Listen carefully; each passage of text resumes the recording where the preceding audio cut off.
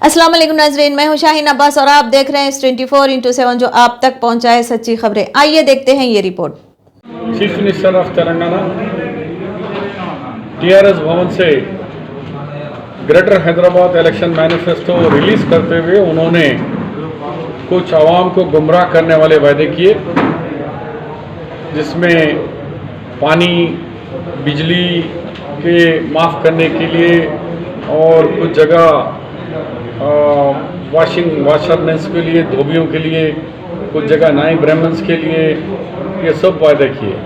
मैं पूछ रहा हूँ केसीआर साहब, हैदराबादी आवाम को आप और कितने दिन आप बेवकूफ़ बनाएंगे?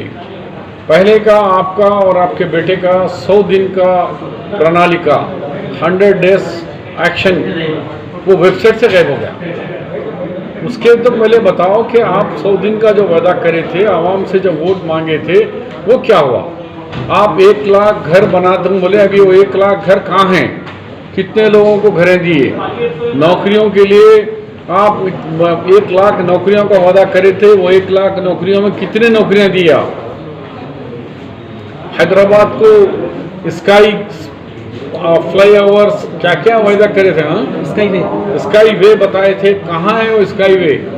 इस दुनिया में है या कहीं और दुनिया में है वो? और आपने कहा था हैदराबाद को, पुराने शहर को इस्तांबुल बनाऊंगा और मूसा नदी में बड़े बड़े क्रूज चलेंगे, जहाज़ें चलेंगे, बोट्स नहीं जहाज़ें बोले, और नए शहर को डालास बनाऊंगा। फिर वो डालास कहाँ गया?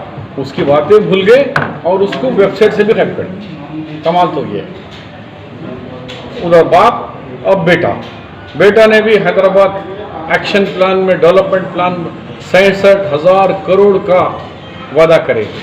मैं इनके बेटे को, केसीआर को, केटीआर साहब को चैलेंज कर रहा हूँ। आप म्यूनसिपल मिनिस्टर है, मैं भी हैदराबाद, ग्रेटर हैदराबाद का इंचार्ज मिनिस्टर रहा।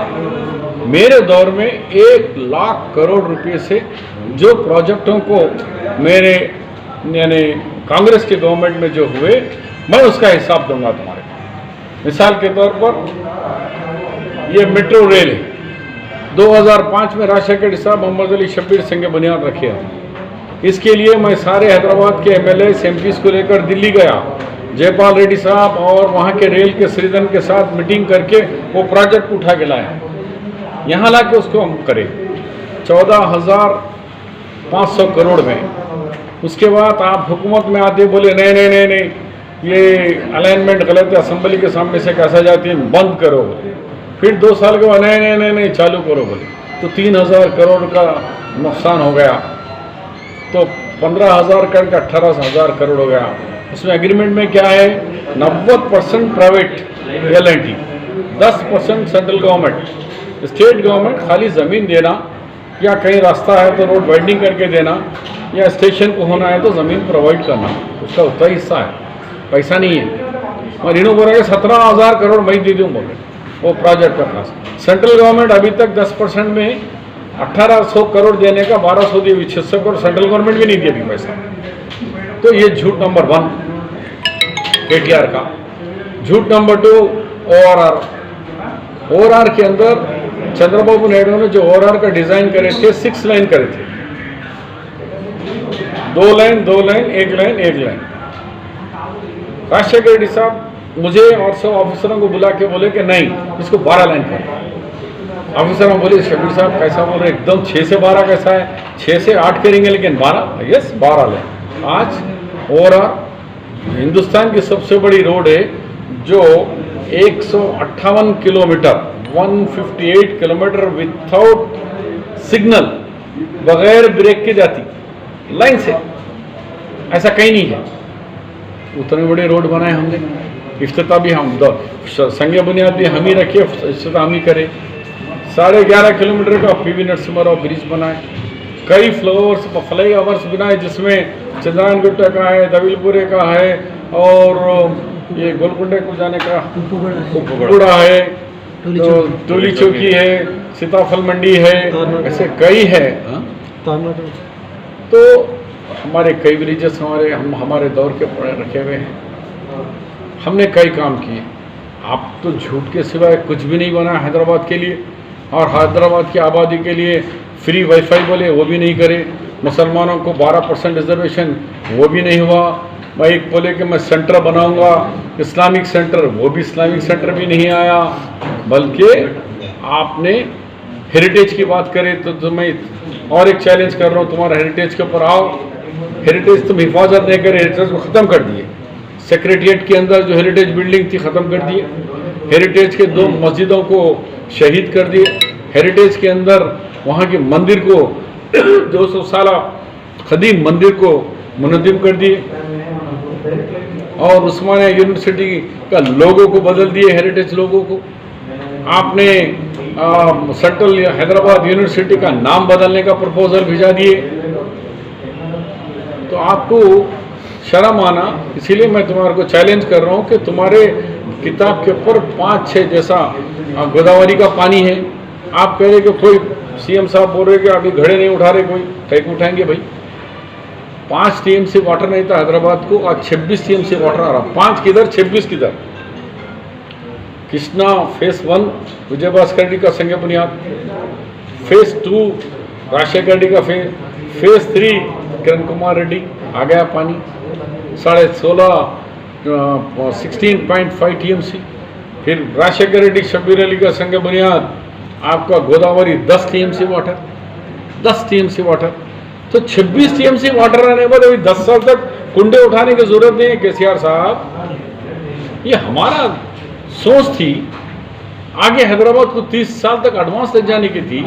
इसको इंटरनेशनल सिटी बनाने के लिए आईटी कंपनियों के लिए था। अब इलेक्ट्रिसिटी की बात करते हैं कि मेरे दौर में, तुम्हारा दौर नहीं है। जब यूपीए की 1 सरकार आई, मनमोहन सिंह की कमेटी बनी, उसमें मुझे भी as a power minister Andhra Pradesh high power committee में मेंबर बनाया गया। तो जब हम लोग 1,58,000 मेगावाट एडिशनल पूरे हिंदुस्तान में बनाए, आज हर स्टेट में पावरफुल अपने यूनिटों को बंद कर रहे, खुद आंध्र प्रदेश में लगाने में यूनिट को बंद करे। तो ये कह रहा हूँ कि तुम्हारे वादे पूरे झूठे हैं। कहाँ है घर, कहाँ है गरीब को घर दिया, तुम बताओ। कहाँ है उन लोगों के राशन कार्ड है, नए राशन कार्ड अभी तक कहाँ नहीं बने, अभी तक उनके पेंशन्स नहीं आए। तो ये और किसी नौजवान को नौकरी नहीं मिली। इसके ऊपर उनके बेटे के सीएम साहब के बेटे केटीआर म्यूनसिपल मिनिस्टर को मैं बहैसियत इंचार्ज हैदराबाद मिनिस्टर, मेरे दौर के कारनामों को तुम अपना बता रहे हो, हमारा पानी सिर पे डाल लेके मेरा पानी बोल रहे हो। वो झूठ का परिंदा खोलने के लिए मैं तुमको चैलेंज कर रहा हूँ। जो भी सड़क पे आ जाओ, चार मीनार के पास हो या फिर तुम्हारी एक नई बना के तुम बता रहे ना वो हैंगिंग ब्रिज बोल के, चाहे तुम हैंगिंग ब्रिज पे लगाओ, मैं तुम्हारे से डिबेट करने के लिए तैयार हूँ। अगर डिबेट में मीडिया रहेंगी, मैं अगर झूठ बोला तो मुझे जो सजा मीडिया देंगी या मुझे कहेंगे कि भाई तुम अब रिटायर्ड हो जाओ, तो मैं रिटायर हो जाऊँ। लेकिन आप जो झूठ बोले, आप दूसरे के क्या बोलते मामू की मिठाई की दुकान पे फातिया दे दिए बोल के, अगर हमारे कारनामों पे फातिया देंगे तो हम खामोश नहीं रहेंगे। इसी तरीके से मैं मजलिस इत्तेहादुल मुस्लिमीन बैरिस्टर असदुद्दीन साहब से भी सवाल कर रहा हूँ। अब बोलो, आज भी केसीआर ने मेट्रो रेल के बारे में पुराने शहर का जिक्र नहीं करे, बल्कि उन्होंने बीएचएल की बात करे। अब जवाब दो इसका। आप हिम्मत है तो सीएम साहब से अभी फिर वो स्टेटमेंट चेंज करा के अमाउंट रिलीज कर। कितने दफ़ा बोले, 4 साल से तो सीएम हर असेंबली में बोलते, अकबर साहब बोलते मेरे कान तुम खुश करो, तुम्हारे कान मैं करता हूँ, मैं आपकी तारीफ करता हूँ, मेरी तारीफ करो। अब मैं पूछता हूँ, आप बोल दो यस मेट्रो रेल आ जाएंगे, जाओ। कहाँ से आती, कहीं अनाउंसमेंट ही नहीं है। वो मेट्रो रेल हमारे दौर में एग्रीमेंट में था कि फेज 2 आपका इमलीगंज से फलकनुमा तक, फिर फलकनुमा से एयरपोर्ट तक आपने ख़त्म कर दिया उसको।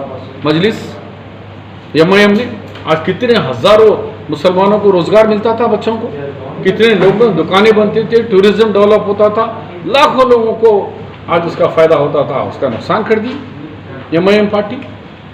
वो नहीं चाहते कि वहाँ तालीमी इदारे खुले, वहाँ इंडस्ट्री खुले, वहाँ आईटी आए, बस एक ही मेडिकल कॉलेज। अरे तुम एक दिए तो ये मोहम्मद अली शब्बीर ने 6 दिया, 6 इन हाथों से।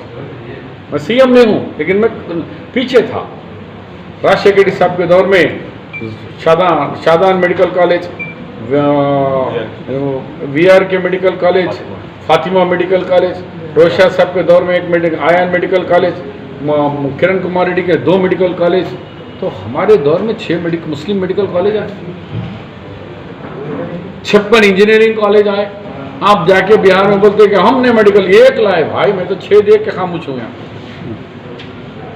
आज 200 बच्चे पढ़ने के नहीं, आज 1025 बच्चे डॉक्टर्स बन रहे फ्री में, फ्री सीट 4% रिजर्वेशन से, और से आपके 1025 बच्चे फ्री डॉक्टर बन रहे।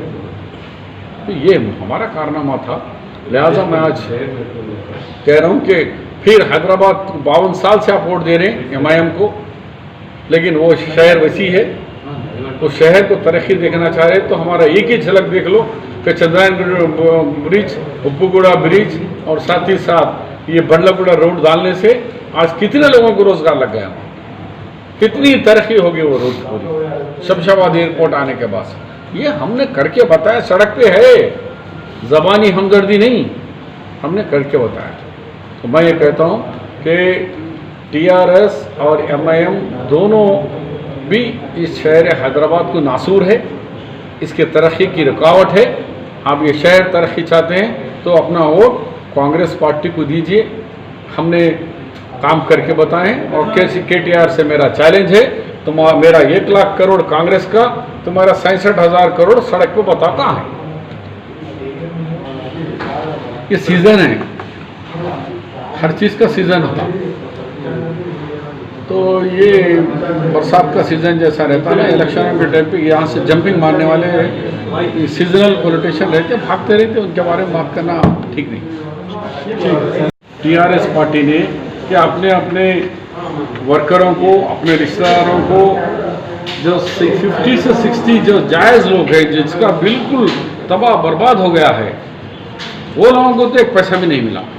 10,000 तो कुछ, ये टीवी के पैसे नहीं है जी 10,000 तो, इसीलिए हम डिमांड कर रहे थे कि मिनिमम 50,000 रुपये दे, नहीं दिए। 10,000 दिए तो कमीशन बांट लिए। मेरे को अभी एक साहब बता रहे थे कि ये एक एरिया में, बंजारा हिल्स के एरिया में पानी नहीं आया, लेकिन सबको पैसे बांट दिए। पानी नहीं आया वो एरिया में, लेकिन उस एरिया में पैसे बांट के बोले कि भाई 20% हमारे को दे दो, 80% तुम लोग ले लो, 70% हमारे को दे दो, 70 तुम लोग ले लो।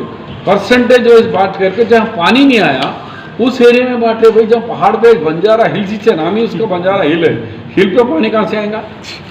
कोई डूबा ही नहीं, लेकिन वहाँ पूरा पैसा बांट रहे हैं। कई जुबली हिल्स में कई जगह पानी नहीं डूबा, वहाँ बांट रहे, जहाँ डूबा वहाँ बांट रहे पैसा पूरा। एक ही घर, एक नल का कनेक्शन है तो एक को दे रहे, जबकि वहाँ 6 लोग हैं, 6 लोग डूब गए, लेकिन एक को पैसा दे रहे, वो भी कमीशन खा के दे रहे। इसीलिए आवाम देख रहे, आज भी बड़े बड़े कायदीन को 2 जगह से हम भगा दिए होते हैं पूरे, एक जामबाग से और एक कहीं गोल खेले के पास, कहीं दो जगह हुआ है कि MIM के कायदीन और TRS के कायदीन को बोले कि जो लूट का माल गवर्नमेंट से जो पैसा लूट के अपने वर्करों को दिया उसका हिसाब दो, आज क्यों आएगा आप लोग?